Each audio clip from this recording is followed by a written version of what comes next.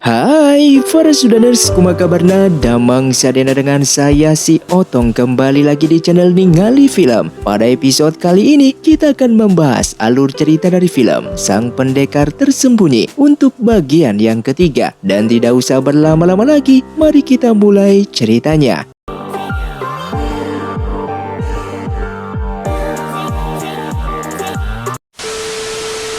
Film pun dilanjutkan dengan diperlihatkannya Hu Fei yang mulai pulih dari patah tulangnya pergi ke depan gerbang untuk memeriksa anak tangga yang didaki Yuanzi saat membawanya ke sini. Ia pun merasa terharu atas pengorbanan yang Yuanzi berikan kepadanya. Yuanzi yang menemuinya di sana. Hu Fei yang cemas menanyakan lutut Yuanzi dan mengucapkan terima kasih. Dengan bersamaan seketika itu juga terjadi kebakaran di kebun budidaya bunga milik Sekte Wei dan terlihat Paman Liu Zhen sangat terkejut ketika diberitahukan kalau keponakan keduanya yang telah membakar kebun tersebut dan kabur dari sekte ini.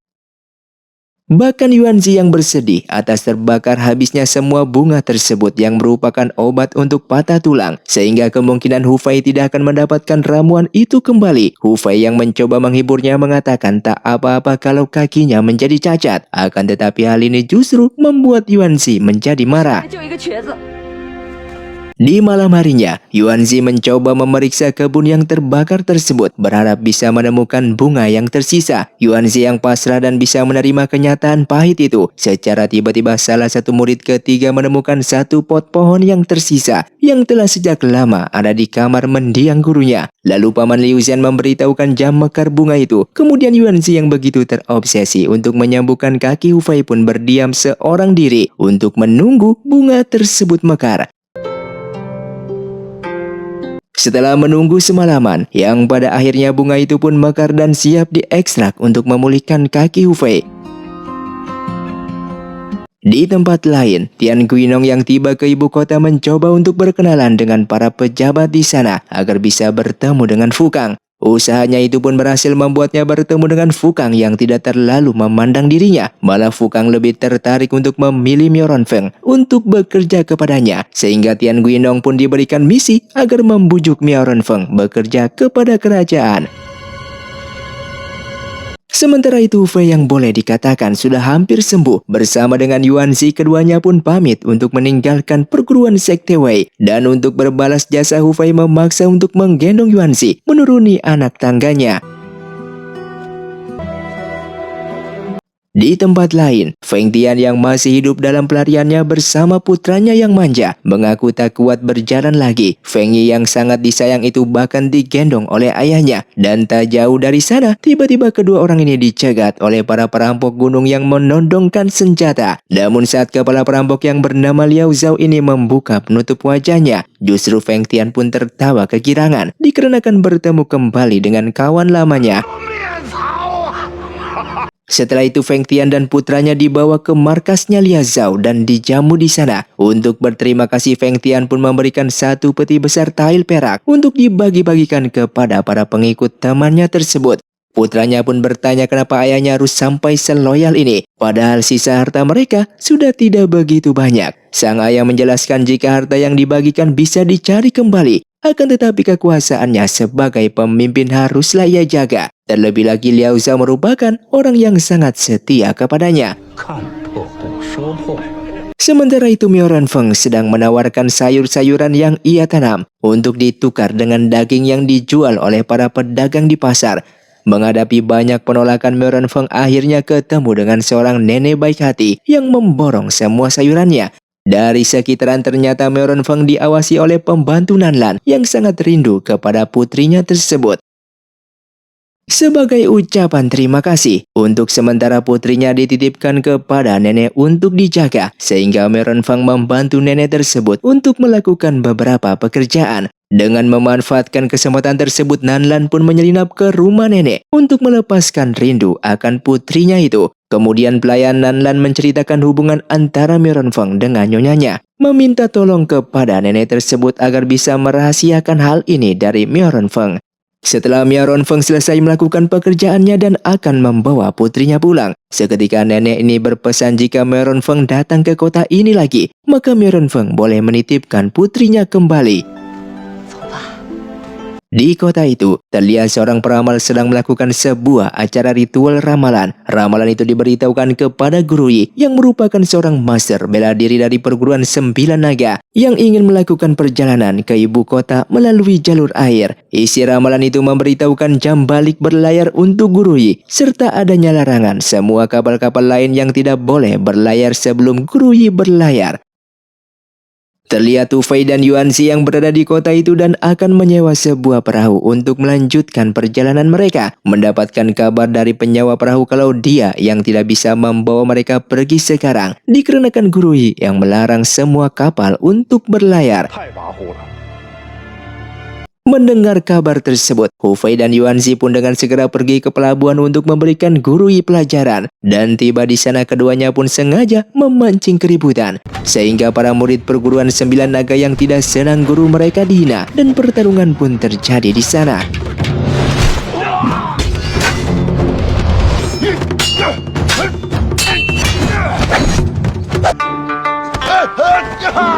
Di sisi lain, Nanlan yang sering menggunakan kesempatan untuk bertemu dengan putrinya. Di saat Mironfeng menitipkan putrinya tersebut kepada si nenek. Namun di saat Mironfeng yang menyelesaikan pekerjaannya lebih cepat, menangkap basah Nanlan yang ada di sana. Tanpa berkata apapun, Mironfeng pun langsung membawa putrinya itu pergi, yang membuat Nanlan kembali bersedih. Sementara itu, Hu Fei yang kehujanan tiba di sebuah kuil yang terbengkalai. Melihat Yuanzi yang kedinginan, Hu Fei pun segera memintanya untuk mengganti baju. Saat itu mereka mendengar suara kuda yang mendekat, yang ternyata itu merupakan rombongan Feng Tian yang bermaksud untuk berteduh di kuil tua ini, sehingga pertarungan pun terjadi.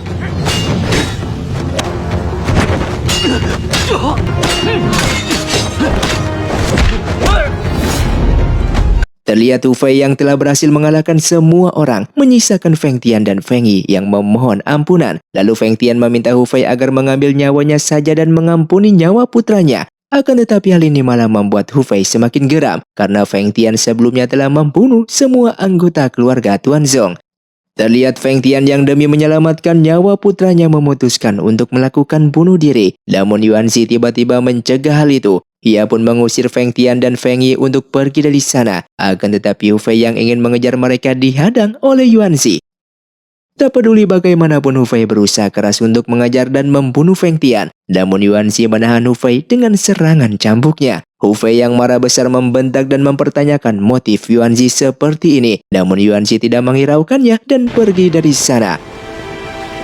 Di malam harinya, Tian Guinong telah tiba di makam rahasia. Di dalam sana ia membuka sebuah peti mati yang terbaring seseorang yang dijuluki sebagai Dewa Racun. Di sini Tian Guinong memintanya untuk membunuh Mironfeng yang ia salahkan atas keguguran istrinya. Dewa Racun yang dulunya pernah ditolong oleh Tian Guinong memperlihatkan racun 7 hati yang sedang ia kembangkan selama ini. Namun racun tersebut belum berhasil ia sempurnakan. Ia pun mengatakan di antara semua racun yang ada di dunia, racun 7 hati yang sangat sulit untuk disembuhkan ini adalah raja dari segala racun yang ada. Kemudian Dewa Racun meracikan sebuah cairan racun baru, mengatakan ini adalah racun formula terbaru yang katanya jauh lebih kuat ketimbang racun yang dulu ia berikan. Sementara itu Chen Yu yang dulunya menjadi tangan kanan Fukang, namun saat ini ia baru saja menjadi ketua sekte Tai Chi. Sebagai ketua baru yang menggantikan posisi gurunya, Chen Yu menyatakan visinya yang akan membawa sekte Tai Chi untuk berkompetisi di turnamen bela diri yang akan diadakan kerajaan. Setelah itu Chen Yu telah kedatangan Feng Tian yang baru saja tiba ke perguruannya, menceritakan seseorang lelaki yang membuatnya harus kabur dari kota Foshan tanpa memberitahukan nama lelaki tersebut. Ia pun meminta bantuan agar Chen Yu membagikan uang hasil usaha mereka, supaya ia bisa menggunakan uang itu untuk meneruskan pelariannya menuju ke utara. Dan setelah mendapatkan uang dari Chen Yu, Feng Tian bersama putranya pun dengan segera pamit dari sana.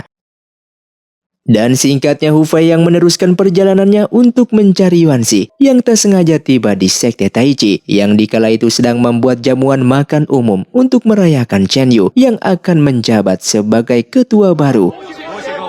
Namun dengan kehadiran Hu Fei di sana, salah satu anak buah Feng Tian segera memberitahukan Chen Yu kalau pria tersebutlah yang semalam ingin membunuh Feng Tian.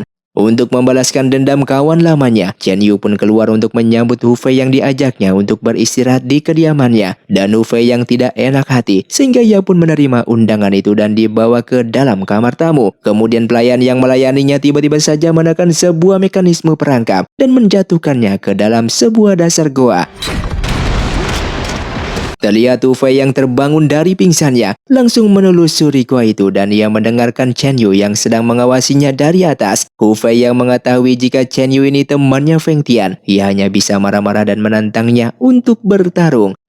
Kemudian di saat menelusuri gua itu lebih jauh, tak sengaja Hu Fei menemui seseorang yang juga terjebak di sini. Mengaku dirinya bernama Sun Feng dengan memperkenalkan dirinya sebagai paman guru dari Chen Yu. Dengan menceritakan bagaimana dirinya yang bisa dikurung di sini oleh Chen Yu sekitar 2 tahun yang lalu. Chen Yu yang ingin mempelajari 2 ilmu rahasia dari sekte Tai Chi, yaitu ilmu mantra kekacauan dan mantra yin yang, meminta sang ketua dari perguruan Tai Chi untuk mengajari Chen Yu. Namun sang ketua yang mengetahui kalau sifat Chen Yu yang kurang baik dengan menolak mengajari ilmu tersebut. Sehingga Chen Yu pun membunuh sang ketua dan seluruh keluarga sang ketua dengan menyisakan satu putri sang ketua yang tidak mati. Dan di saat Sun Feng tiba di sana, dengan perasaan terkejut, ia pun melihat sang ketua yang merupakan adiknya sudah tak bernyawa. Lalu ia pun pergi untuk membalaskan dendam, namun di saat itu ia dikalahkan dan dikurung di dalam goa ini. Melihat gua itu yang memiliki jalan keluar di atas sana, akan tetapi tidak memiliki pijakan untuk memanjat, Hu Fei pun menanyakan kepada Sun Feng tentang cara untuk keluar dari sana. Lalu Sun Feng pun mengatakan cara untuk naik ke atas sangatlah sulit dan ia selalu gagal. Akan tetapi ia bersedia mengajarkan formasi jebakan tersebut, yang mana jika jebakan di bawah ini tersusun atas formasi batu-batu panjatan yang akan muncul dan tertarik kembali jika Hu Fei melakukan gerakan yang kurang benar. Setelah berhenti sebentar dan merenungi teori formasi tersebut, yang pada akhirnya Hu Fei pun berhasil memanjat hingga ke puncak dan membawa Sun Feng keluar dari sana. Di atas sana, Sun Feng pun memberitahukan jika besok adalah hari diresmikannya Chen Yu untuk menjadi ketua sekte. Maka dari itu ia pun berencana untuk membongkar kejahatan Chen Yu di hadapan para tamu undangan. Singkatnya esok hari pun tiba. Selain menyambut pesilat dari berbagai sekte, Chen Yu juga menyambut rekannya 2 pejabat kerajaan yang juga mengabdi kepada Fukang. Di tengah-tengah prosesi menjadi pemimpin sekte Tai Chi, seketika Sun Feng pun muncul di sana dengan menyatakan jika Chen Yu yang telah membunuh adiknya yang merupakan ketua perguruan Tai Chi sebelumnya. Chen Yu yang licik lalu menuntut bukti dan ia pun mulai menyerang Sun Feng. Namun seketika Hu Fei datang untuk bertarung melawannya. Dan Hu Fei yang belum memiliki kungfu yang cukup membuatnya kalah dengan mudahnya. Namun tiba-tiba saja muncul seseorang bernama Zhao Ban yang berjuluk tapak 1000 tangan. Di sini Zhao Ban tidak datang sendirian. Ia pun membawa seorang gadis kecil bernama Xiao Mei yang merupakan putri dari mendiang ketua sekte Tai Chi. Di sini ia pun memberikan kesaksian di hadapan semua orang bagaimana Chen Yu telah membunuh ayah, ibu dan adiknya. Yang ternyata Zhao Ban ini merupakan anggota sekte Tai Chi juga. Hanya bedanya ia berasal dari perguruan Tai Chi aliran utara, sedangkan Tai Chi yang dipimpin Chen Yu ini berasal dari aliran selatan. Ia pun mengatakan dikarenakan Chen Yu ingin mempelajari mantra kekacauan dan mantra yin yang sampai membunuh gurunya sendiri. Maka dari itu ia akan mengajari 2 ilmu rahasia Tai Chi ini kepada Chen Yu sekarang juga. Zhao Ban yang memberikan teori dari kedua ilmu ini di hadapan semua orang. Selain Chen Yu yang menyimak, Hu Fei juga diam-diam membayangkan dalam pikirannya bagaimana memainkan kedua ilmu itu untuk mengalahkan Chen Yu. Yang sebenarnya Zhao Ban ini tidak sedang mengajari Chen Yu, melainkan sedang mengajari Hu Fei. Sehingga pertarungan pun terjadi antara Hu Fei dan Chen Yu dengan menggunakan jurus yang baru saja mereka pelajari. Yang pada akhirnya Hu Fei dengan tinju Tai Chi-nya mengalahkan dan memusnahkan semua ilmu bela diri dari Chen Yu.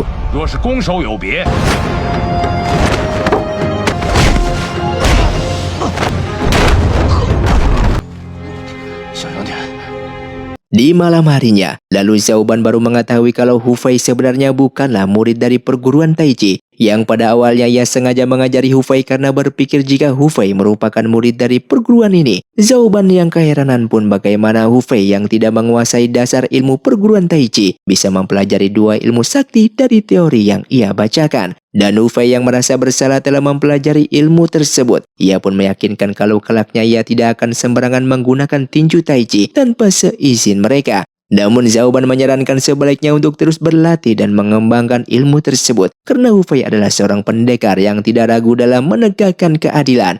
Atas kekagumannya itu, ia mengajak Hufei untuk mengangkat saudara dan mereka pun bersumpah di depan altar.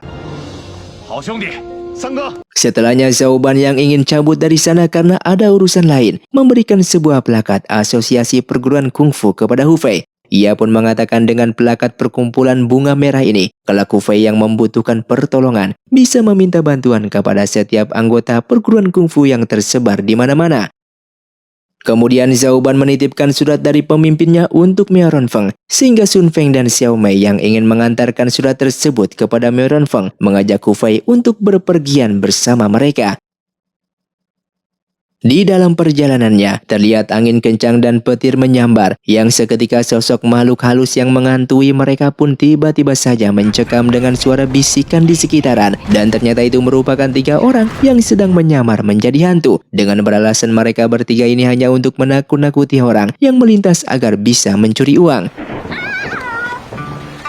Setibanya Hufei ke tempat tujuan, mereka pun disambut baik oleh Miao Renfeng yang telah berkawan lama dengan pemimpin asosiasi. Miao Renfeng yang membuka surat dari perkumpulan bunga merah itu pun tiba-tiba terserang oleh asap beracun yang keluar dari surat tersebut, yang membutakan matanya di seketika itu juga.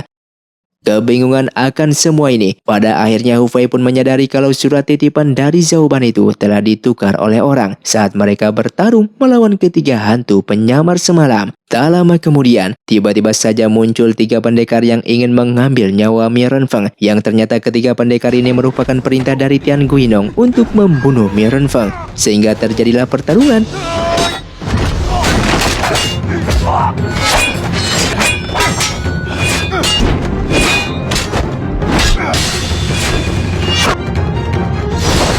Yang pada akhirnya Hufei dan Miao Renfeng pun berhasil membunuh 2 pendekar tersebut, namun pendekar satunya berhasil kabur dari sana. Kemudian Miao Renfeng menuju sebuah ruangan dan berhasil menyelamatkan papan altar Huidao dari kobaran api. Hufei yang memeriksa kondisi Miao Renfeng, ia pun sangat terkejut melihat papan nama ayahnya yang ternyata selalu dijaga oleh Miao Renfeng selama ini. Sementara pendekar yang berhasil kabur mengabarkan kepada Tao atas segala misi mereka. Lalu kabar ini pun tiba ke telinga Tian Guinong yang sangatlah marah besar. Di sisi lain, untuk mengobati marah Miao Renfeng yang buta, Sun Feng pun memiliki ide untuk mencari master racun yang mampu menawarkan jenis racun apapun. Kabarnya master racun ini sangatlah sulit untuk ditemui dan tinggal di sekitaran danau. Maka dari itu Hufei pun mengajukan dirinya untuk mencari master racun yang dimaksud bersama dengan Xiao Mei.